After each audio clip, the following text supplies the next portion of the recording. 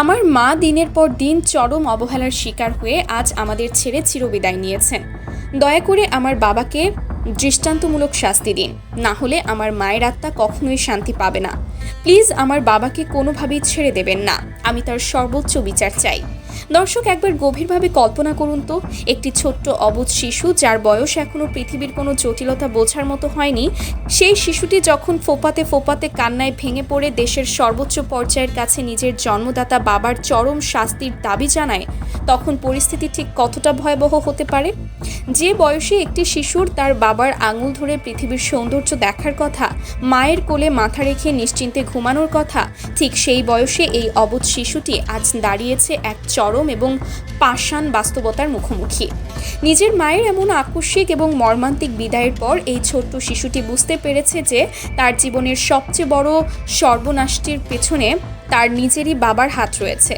আর তাই বুক ফাটা আর্তনাদ নিয়ে সে সরাসরি ফোন করে বসেছে বর্তমান মাননীয় প্রধানমন্ত্রী তারেক রহমানকে। ফোনের ওপাশ থেকে ভেসে আসা সেই ছোট্ট শিশুর কান্না জড়িত কণ্ঠ শুনে মুহূর্তের জন্যই যেন থমকে গিয়েছিল পুরো প্রশাসন। কি ছিল সেই হৃদয় বিদারক ফোন আলাপে? কেন একটি ছোট্ট অবুঝ শিশু তার নিজের বাবার সর্বোচ্চ শাস্তি কামনা করছে? রূপালী পর্দার আড়ালে লুকিয়ে থাকা সেই ভয়ঙ্কর এবং অজানা সত্যটি আজ আপনাদের সামনে এমনভাবে উন্মোচিত হবে যা যে কোনো মানুষের বিবেককে নাড়া দিতে বাধ্য। ভিডিওর শেষ মুহূর্ত পর্যন্ত আমাদের সাথেই থাকুন, কারণ আজকের প্রতিটি তথ্য আপনাকে গভীরভাবে ভাবিয়ে তুলবে।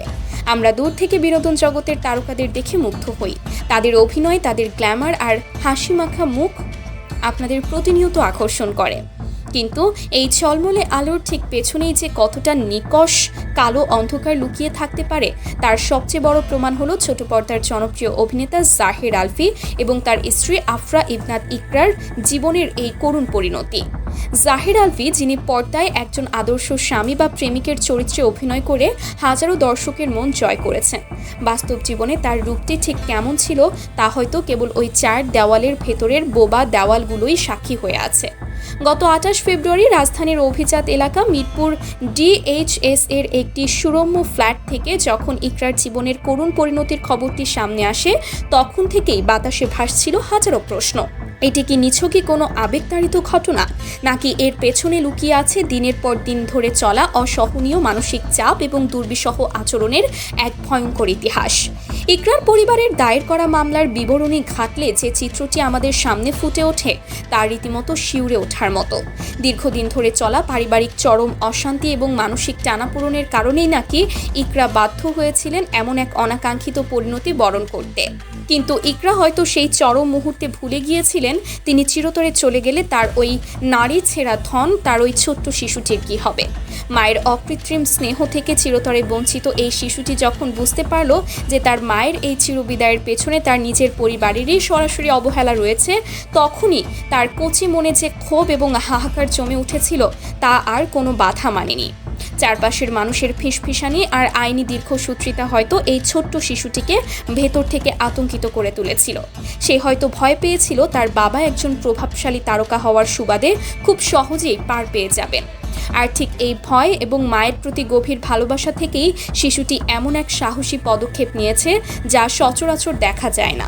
বিভিন্ন নির্ভরযোগ্য সূত্র এবং সোশ্যাল মিডিয়ায় ছড়িয়ে পড়া তথ্য অনুযায়ী ইকরার সেই ছোট্ট ছেলেটি কোনো এক অজানা উপায়ে সরাসরি যোগাযোগ করতে সক্ষম হয় বর্তমান মাননীয় প্রধানমন্ত্রী তারেক রহমানের সাথে, যিনি দেশে সুশাসন এবং আইনের শাসন প্রতিষ্ঠায় বদ্ধপরিকর।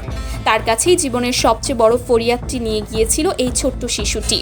প্রধানমন্ত্রী যখন ফোনটি রিসিভ করেন তখন ওপাশ থেকে ভেসে এসেছিল এক অবিরাম কান্নার শব্দ, যা শুনে যে কোনো পাষাণ হৃদয়ও গলে যেতে বাধ্য।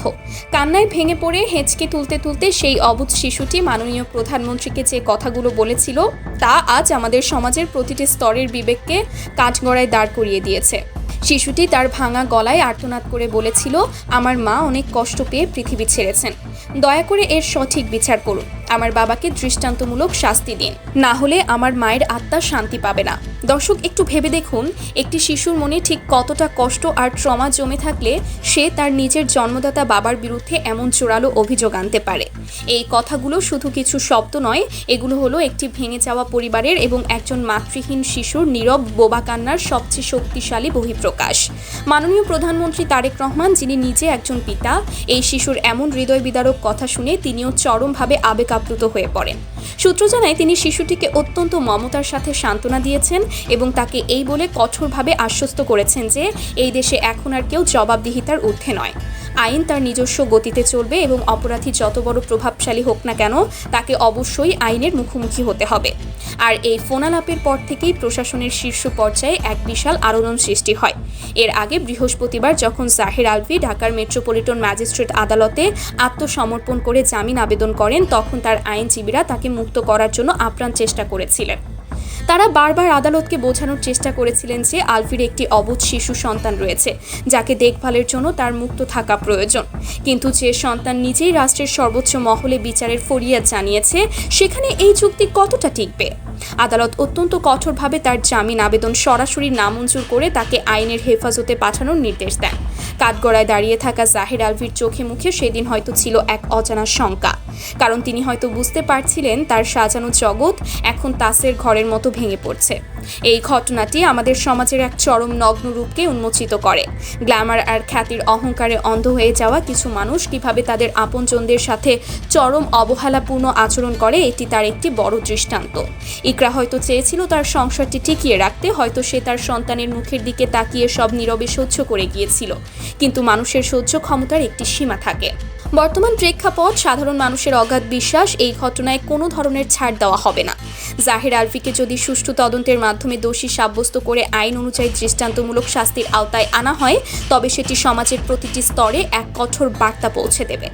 ইকরার সেই ছোট্ট সন্তানের কান্না যেন আর কোনো শিশুর চোখে দেখতে না হয়, কোনো পরিবারে যেন আর এমন করুণ পরিণতি নেমে না আসে, এটাই এখন পুরো জাতির একমাত্র প্রত্যাশা। দর্শক, এই পুরো ঘটনা, সেই অবুঝ শিশুর কান্নায় ভেঙে পড়া ফোনালাপ এবং এই আইনি পরিণতি নিয়ে আপনার কি মতামত? আপনি কি মনে করেন যে মাননীয় প্রধানমন্ত্রী তারেক রহমানের হস্তক্ষেপে এই শিশুটি তার মায়ের প্রতি হওয়া অন্যায়ের সঠিক বিচার পাবে? আপনার অত্যন্ত গুরুত্বপূর্ণ এবং বিশ্লেষণমূলক মতামত অবশ্যই আমাদের কমেন্ট বক্সে লিখে জানাবেন। আপনাদের প্রতিটি মন্তব্য আমাদের কাছে অত্যন্ত মূল্যবান। ভিডিওটি যদি আপনার বিবেককে নাড়া দিয়ে থাকে তবে অবশ্যই একটি লাইক দিয়ে ভিডিওটি বেশি বেশি শেয়ার করুন। দেশ বিদেশের এমন আরও অজানা রহস্য এবং চাঞ্চল্যকর ঘটনাগুলোর নির্ভুল এবং তথ্যবহুল বিশ্লেষণ পেতে চ্যানেলটি সাবস্ক্রাইব করে পাশে থাকা বেল আইকনটি প্রেস করে রাখুন। ভালো থাকবেন, সুস্থ থাকবেন এবং সত্যের পক্ষে সবসময় সোচ্চার থাকবেন। ধন্যবাদ সবাইকে।